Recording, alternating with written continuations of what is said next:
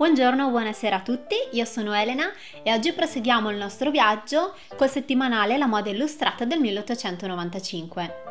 Nella settimana del 4 luglio si parla di scarpe per l'estate, veli per ripararsi dal sole, varie toelette per l'estate e un interessante argomento, i microbi dei fiori. Fidatevi che sarà un argomento interessante. Se quello che faccio vi piace, ricordatevi di mettere un mi piace e di iscrivervi al canale. Per chi se lo stesse chiedendo, ho questa maglietta perché mi sono fatta il trucco ai capelli prima di toglierla, quindi oggi sono in tenuta più casalinga. Iniziamo!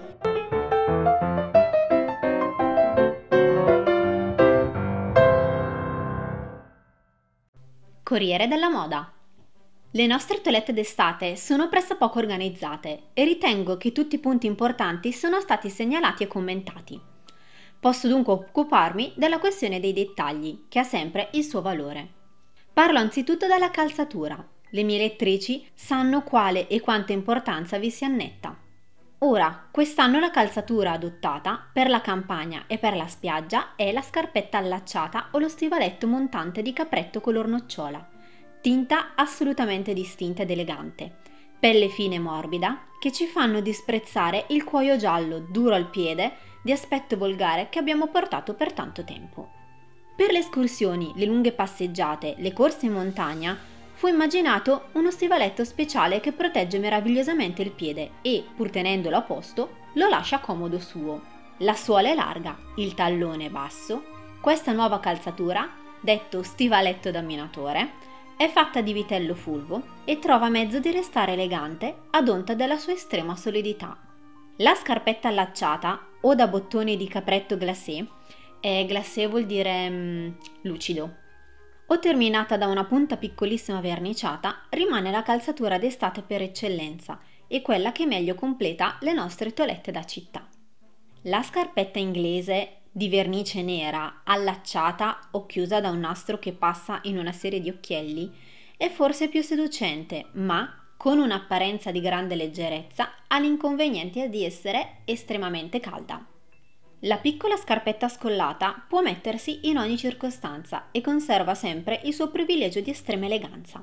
Alla sera è, per così dire, di rigore. Si porta benissimo anche durante la giornata, ma però, a condizione che non si oltrepassi i limiti del proprio giardino. Una passeggiata prolungata trasformerebbe infallibilmente quella calzatura leggera, fragile e delicata in un vero strumento di tortura. Le piccole scarpette si fanno in vernice, in capretto nero o mordoré, cioè marrone, in pelle grigia di Svezia. Quelle di maggior lusso sono a barrette o ritagliate sul di sopra ed abbellite da un ricamo perlato. Già da tempo si è soppresso ogni specie di nodo o di buffette, nappe. Tutt'al più si mette una fibbia minuscola attraversata da una impercettibile aletta della stessa pelle della scarpetta. Si rimane fedeli alle calze nere, lisce o a trafori. Tuttavia, con un abito di lusso è preferibile portare calze assortite. La grande novità della stagione, per le spiagge o per la campagna, è la calza di seta color cuoio. Quantunque la tinta sia molto bella, ha un'impronta di grande négligé. Nessun cambiamento da segnalare riguardo i guanti. Pel mattino, con le giacchette o di corpetti a maniche lunghe, i guanti belgi o guanti glacé, chiusi da grandi bottoni di madreperla e di colori chiarissimi, più che sia possibile bianchi o crema. Durante la giornata e la sera, guanti lunghi di pelle di Scozia, sempre bianchi o di tinta pallidissima e che devono raggiungere il bordo della manica. Le donne che interpretano bene la civetteria, senza darsi alcun pensiero dell'ultima parola della moda, continuano a coprire il viso col tulle nero cinigliato. Ed hanno ragione, già che nulla è più adatto, più favorevole alla tinta. Si può optare fra il fondo di tulle liscio e quello di tulle armuré, fra i piselli regolari e quelli di differenti grandezze, posti alternativamente. Ammetto ancora che ci si lasci tentare dal tulle turchino fiordaliso, che dà alla pelle un bel riflesso.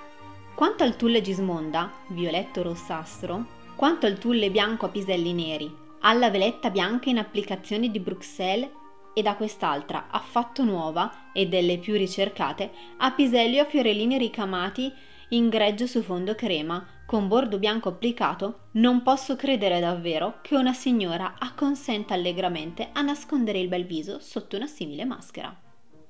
Emma. Grazie, Emma. Ed ora passiamo alla carrellata di descrizione delle illustrazioni.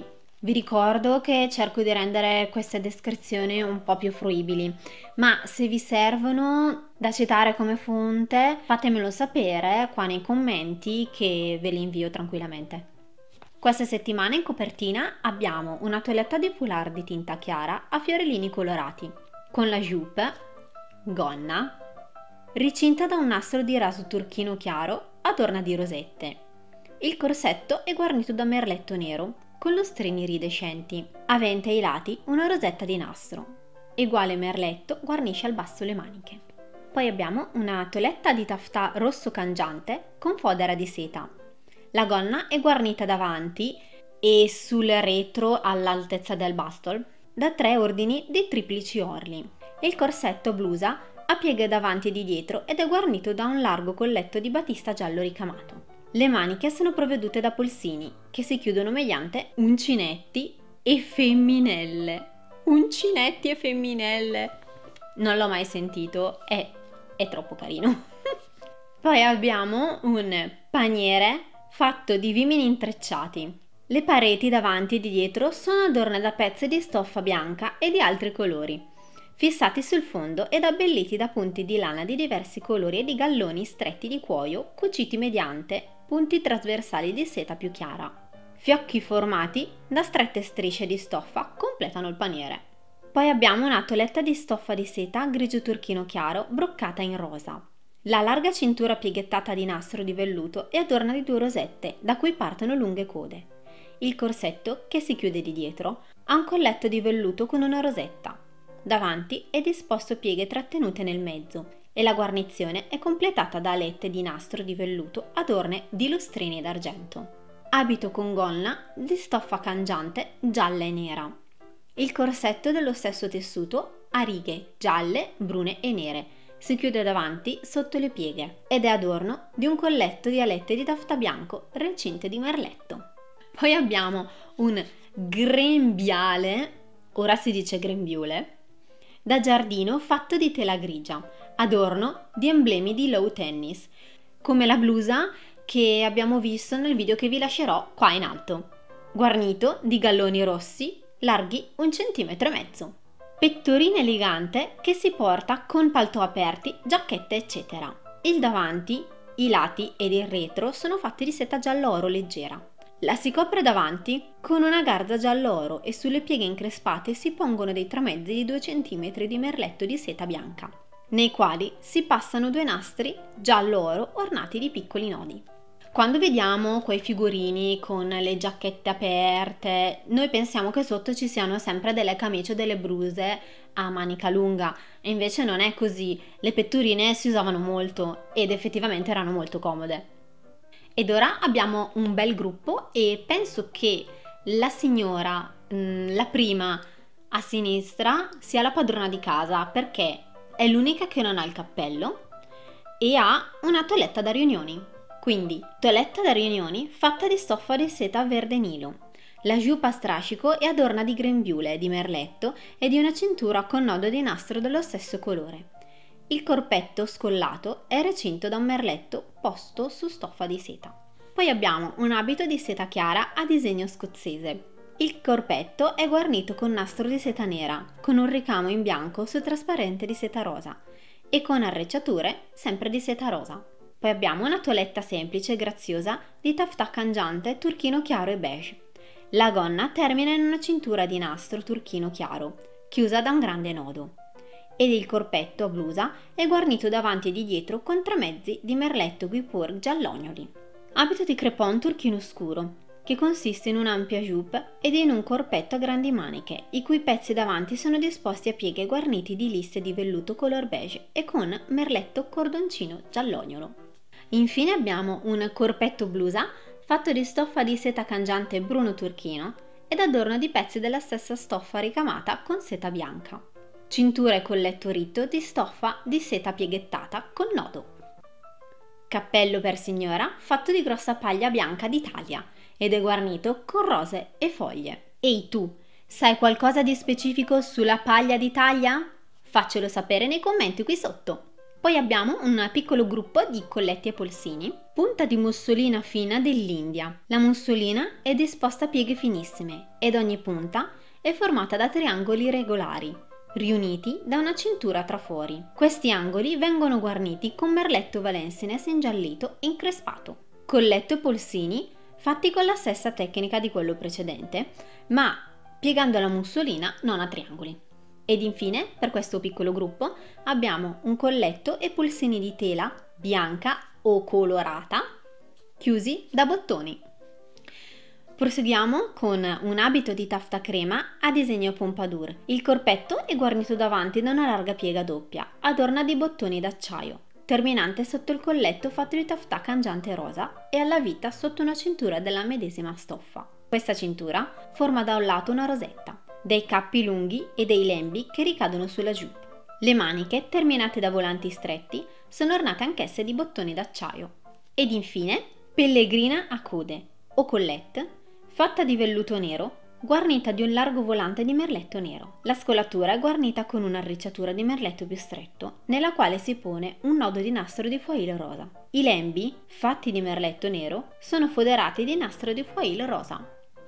Se per caso avete dubbi su qualche illustrazione, non esitate, domandate che tanto siamo tra amici.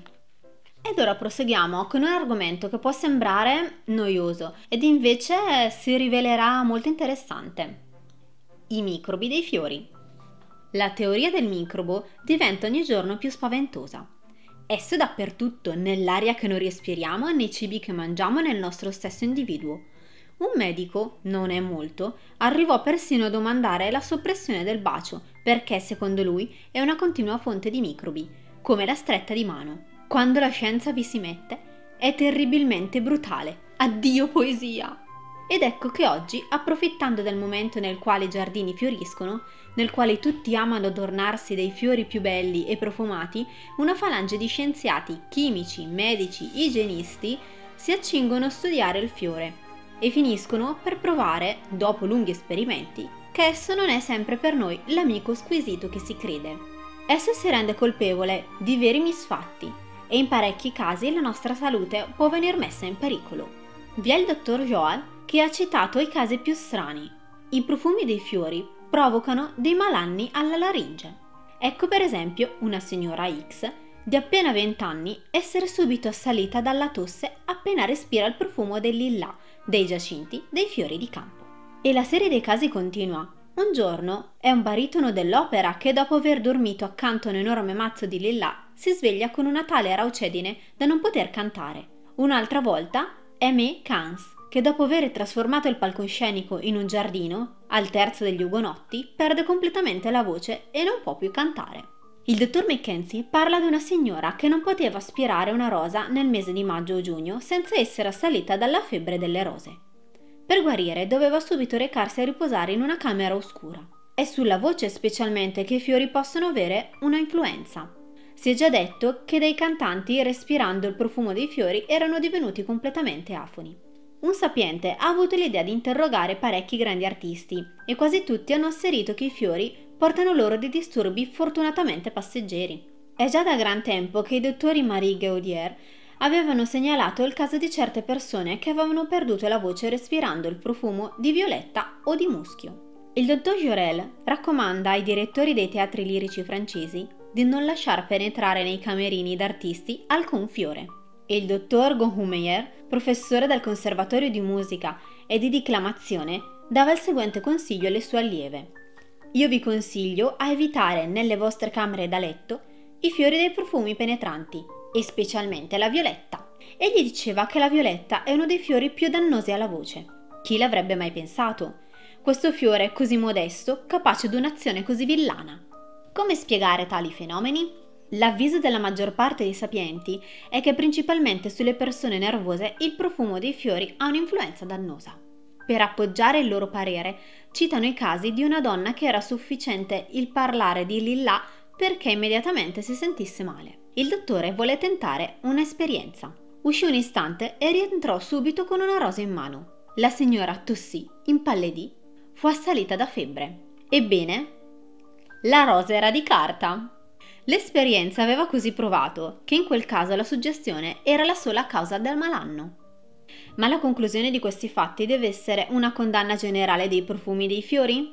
No, certamente. Tuttavia qualche precauzione è buona a prendersi, e la principale è di non tenerli mai nella propria camera da letto, cosa da lungo tempo raccomandata. Più di un romanziere ci ha raccontato la storia della povera fanciulla abbandonata che si suicida nella sua camera da letto soffocata dal profumo esalante di un ammucchiamento di fiori, o della giovane sposa avvelenata dal suo bouquet di rose e fiori d'arancio. Ecco una cosa che fa pensare. In verità i profumi hanno trionfato e si avrà un bel maledirli.